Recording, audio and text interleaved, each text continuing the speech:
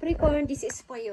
Kung kayo ay Capricorn, ang reading na to ay para sa inyo. Dapat niyo malaman today, February 11, 2025. Okay? Kung kayo ay Capricorn, at wow. Kayo ay sasaya. Okay.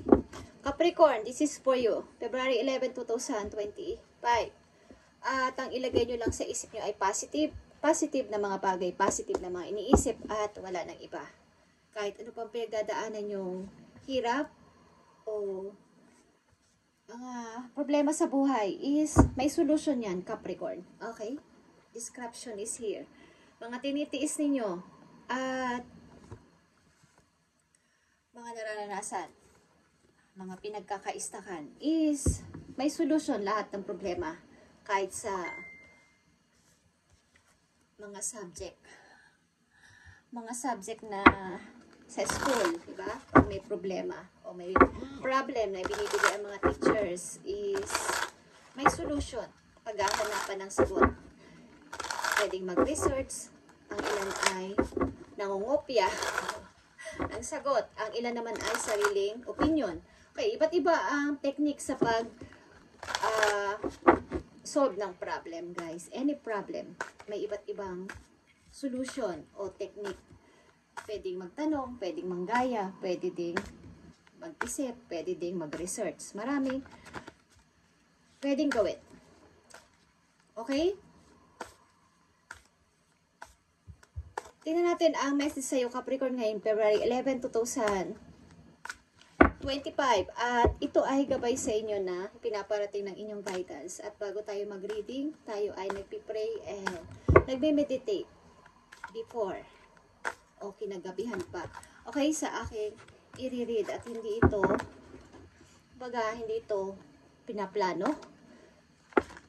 Ito ay sinasabi sa aking puso. Okay, Capricorn, kaya piling-piling mga energy o mga tao lang ang pwedeng makakita ng message na to at hindi ko kontrolado ang mga sinasabi ko dito. Ano man ang lumalabas sa aking bibig ay ito ay message for you. Okay? Sa aking binabasahan ay nakatutok ako sa energy ng aking binabasahan. Okay, nakikita nyo ang 7 of Pentacles. Makapag-ipon para sa future. Makapag-isip-isip ng iba't ibang technique about sa inyong mga gagawin. Okay, mga iba't ibang idea. Is kailangan nyo itong gawin. At ang mabuting gawin dito, una-una ay pag-alis o pag-skip sa mga taong hindi kailangan sa inyong buhay. Mga taong nagpapahirap at nagbibigay ng problema sa inyong buhay. Capricorn, kaya wag kayong masyadong maging, pag iniwasan ko to, pag iniwasan ko si ganyan, si ganito ay baka magalit. Wag kayong mag-alala sa mga ganong tao at hindi makakatulong ang mga ito sa inyong, ahatakin kayo pababa na mga taong iyon kung sila ay mga negative. Okay, unang message po you. Nakikita ninyo, unang-unang dapat ninyo gawin ay memories of love is palayain ang sarili. Galing sa nakaraan, tanggalin na ang mga tao o mga taong minahal nyo, mga taong nagpasakit sa inyo kahit binahal nyo pa. Tanggalin nyo na sa inyong buhay. At iba't ibang technique. Magician is here. Makipag-usap, magtanong-tanong, magbigay ng advice, tumanggap ng advice sa ibang tao, magbigay, receive and give, okay, give and receive. At una-una, palayain ang sarili galing sa nakaraan, Capricorn. At second message for you, nakikita nyo, bagong tao, bagong pag-asa, bagong mga idea, bagong mga mapagkakakitaan, to ay prosperity begins for you, Capricorn. At nakikita nyo to, Page of Swords, marami kayong gustong gawin, mag-travel, pumunta sa ibang lugar, mamasyal, at kung ano-ano pa na gusto ninyong gawin. Ito ay inyong want. Want. Ang sword ay action, okay, decision. At ang page ay want ng isang tao, need. Okay? Maaring need nyo ng bagong person, need nyo ng bagong mga kakilala. At may bago ditong paparting sa buhay ninyo, ito man ay tao o bago mapagkakakitaan, ito ay pag-umpisa ng inyong prosperity o stability o inyong abundance. Okay, Capricorn. Nandito ang crown chakra. Okay? Pamimili sa two direction between old and new sa inyong buhay, Capricorn. At ito ay restart. Okay, Three of Pentacles. Pagpili sa bagong direction ang sagot sa inyo. Okay? Kung matatandaan nyo, nasa sa inyo yan kung susundin ninyo ang advice or mga message na binibigay sa inyo, kahit man lang ilang porsyento ay inyong i-apply sa inyong sarili kung ito ang inyong sitwasyon, sapagkat ito ay nasa mabuti, ito ay nasa tama, at sa tamang direction kayo itinuturo ng inyong mga guides. Kung hindi pa to nangyayari o nakakakita na kayo ng ganito ninyong sitwasyon, ay panatilihin ninyong balanse ang inyong emosyon, ang inyong physical at spiritual. Especially ang spiritual. Okay. Okay, Capricorn, marami kayong dapat natanggalin na sa inyong buhay na dapat na matagal na nyo nang inalis, sapagkat nakakapagpabigat sa inyong pag-unlad, nakakapagpabigat sa inyong pag-restart, nakaka-disturb sa inyong pagpili sa mga bagay-bagay na dapat ay matagal nyo nang inumpisahan. Okay. Message pa for Capricorn para sila ay magkaroon ng idea ngayong February 11, 2025. At maaaring ito ay nangyayari na sa inyo o mangyayari pa lang. So, maging aware kayo sa inyong sitwasyon. Okay. Mga pagbabadyang pagtatapos ng mga relasyon is here. At mga plano nyong gawin talaga ay nandito. Hindi pa man plano is gusto nyo na. Baga, gusto nyo kaya paplanuhin nyo ang isang bagay, Capricorn. Gusto ninyo kaya kayo ay nagtatanong. Gusto ninyong gawin kaya kayo ay nagre-research. Kayo ay naghahanap ng solusyon. Okay. Capricorn. Nandito ang Seven of Wands. Okay. Kayo ay maaaring kasal o ikinasal o nahiwalay na. But, nagpapatuloy sa buhay like this. Okay. The Magician is here. At memories of love. Pagpapalaya sa nakaraan. At nagpapatuloy at pinoprotektahan ang sarili between sa mga tao gustong manakit sa inyo at again sa inyong mga gusto sa buhay. Okay, sa kasalukuyan. At nandito ang Eight of Pentacles, guys. Okay, nakikita nyo at natatandaan yung prosperity begins. Pag-iisip ng mga bagong idea, panganganak ng mga bagong idea sa inyong buhay, Capricorn, o pagsulpot ng bagong taong tutulong sa inyo sa pagpapaulad sa pera. Ito man ay pag-ibig o bago mga kaibigan, is tutulungan kayo sa pag-unlad sa inyong kaperahan. At marami kayong gustong gawin, guys, naiisipan at gusto talaga mangyari sa buhay.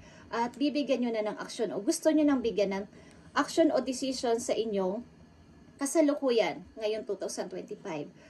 At ito ay, guys, madali ang paglago ito sa pera.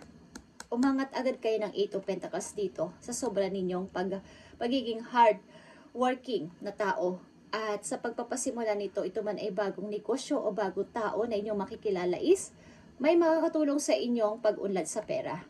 Okay? Ang ilan din sa inyong Capricorn ay magbubunga ang kumbaga, may bagong sanggol na isisilang sa inyong pamilya. Okay? At nandito ang Ace of Pentacles, nakikita nyo to? Ito ay big opportunity na magbabadya sa inyong buhay, at ito ay sa pamamagitan ng pagpili nyo sa bagong direction. Three of Pentacles. Ito ay the Chariot. Bagong direction between, kumbaga, direction ito, old and new. Kung pipiliin nyo ang bagong direction, ito ang inyong mapapala. Ace of Pentacles, mga bagong opportunity, big opportunity na inyong mapapala doon. At ito ay mangyayari lang kung pipiliin nyo ang new direction na inyong naiisipan. Okay, Capricorn. At ang twist lang dito ay may mga lungkot, sudden changes kasi ito, but kailangan itong mangyari para sa inyong ikakasaya, sa inyong ikakaunlad sa buhay. Kailangan ninyong gawin ito para sa inyong ikakaunlad sa buhay. Okay?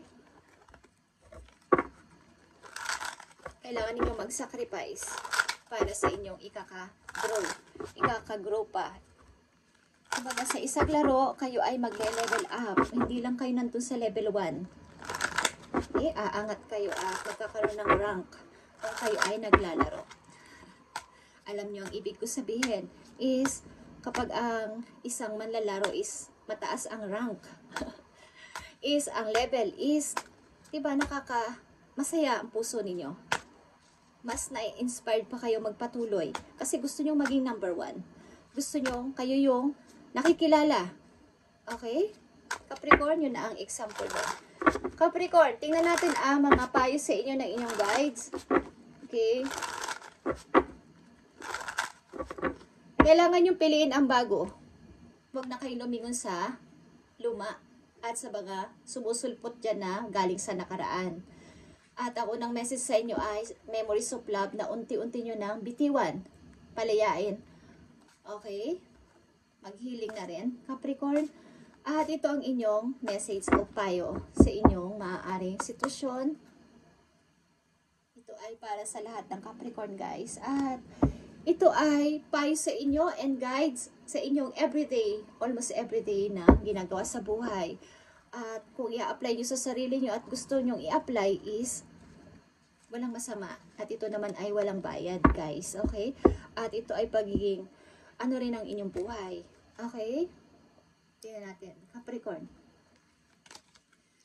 Andito ang antelope or decisive action. Okay? Paggawa ng action, syempre. You are being told unequivocally that it's time to get moving. Okay? It's time to get moving. Capricorn, set your intention and take action towards making your dreams reality. You have a door in front of you. Trust your instinct here. Okay. Nandito na ang door, front of you. Trust your instinct here. Restart ng buhay para dito sa Ace of Pentacles na to na big opportunity na naghihintay sa inyo sa dako paroon. Okay. At it's time to get moving. Ano mang klaseng pag-moving yan, relocation, moving on, okay? Pag-move on, ano mang klaseng pag-moving. Ang ibig ko sabihin is, set your intention. Intention is your good intention or bad intention sa want mo na ito. Sa inyong gusto na to. Sapagkat marami kang gusto. Okay? Gusto mo ding makaipon ng maraming pera. Makaipon sa bangko. Wala ng utang. Is set your intention and take action towards making your dream reality. Para maging realidad ang iyong pagpo-forward at pag-moving, kailangan dito ng decisive action. Okay, at nandito din ang nagpapakita ang snake. At ito ay transformation. Okay. Hindi ang ibig sabihin ng snake sa pwede ding bad or good. Depende sa inyong sitwasyon at nararamdaman. Okay, Capricorn? 2 messages pa dito for Capricorn sa kanilang sitwasyon. Sa kasalukuyan. Hanggat maaari ay kasalukuyan ang aking pinopokus dito. At kung magpaparamdam ang inyong nakaraan ay yun ay dahil siguro hindi nyo pa na-move, na-iiget. Wala pang closure. Okay, wala pang pag-close ng seryoso at nakabukas pa rin yung mind nyo dito. Susian nyo na to at itapon na ang susi kung saan, guys. Okay, Capricorn. Para smile ka naman. Masyado ka seryoso. Okay. I need 2 messages for Capricorn. At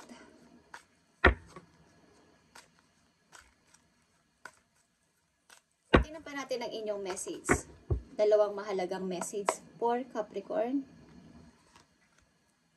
I need 2 messages for Capricorn. Ito man ay gusto niya 3 message eh. Okay, maraming gustong sabihin sa inyo ang inyong guidance. Okay, andito din ang Page of Pentacles, guys. Nagbabadya na mayroong magbibigay sa inyo ng tulong para kayo ay umangat sa pananalapi, guys. May taong tutulong sa inyo dito dahil naniniwala siya sa inyong kakayanan. Okay, mag-start ka na, bagamat natatakot ka, Capricorn. Okay. So, nandito ang message for you. Nakikita mo tong 10 of Swords.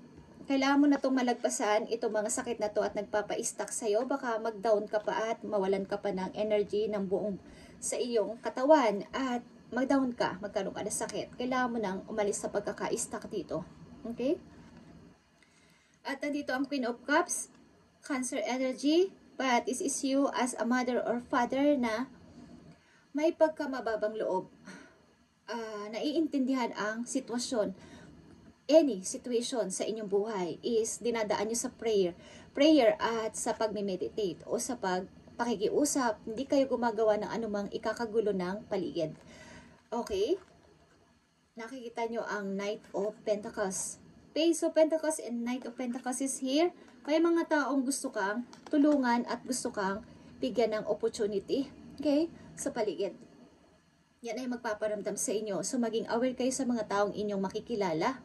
Mag-aalok ng tulong at magbibigay ng suggestion about sa inyong mga pagkakaperahan. Okay, Capricorn? Ito ang inyong message ngayong February 11, 2025 at i-update natin to sa mga susunod na araw. Okay, Capricorn? Thank you and God bless para sa iyo and magpatuloy ka lang. Huwag kang matakot. Huwag kang matakot mag-restart. Okay? Thank you and God bless.